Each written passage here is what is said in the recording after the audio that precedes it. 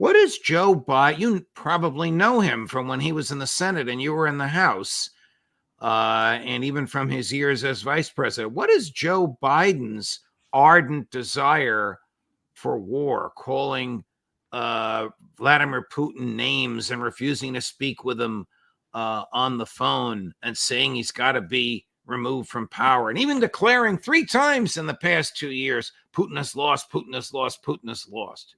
Does Biden know what he's talking about? The broader question here is where U.S. policy has been since 9/11. I mean, Senator Biden was supportive of the war in Iraq, which turned out to be a triple canopy disaster. It was all based on lies.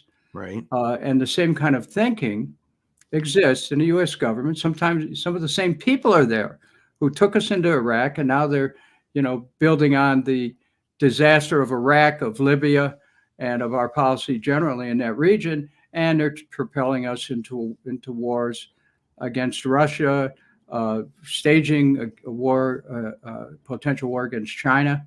It's madness. It's against the interest of the American people. It's against the taxpayers of this country. It's driving our national debt.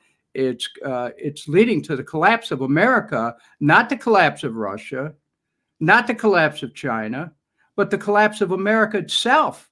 And we need to focus on our country, on what's important to the American people, on making sure the American people can survive, on making sure that they can afford food, housing, clothing, education, healthcare, and not trying to rule the world in this attempt to dominate with military force. We are causing our own country to be undermined.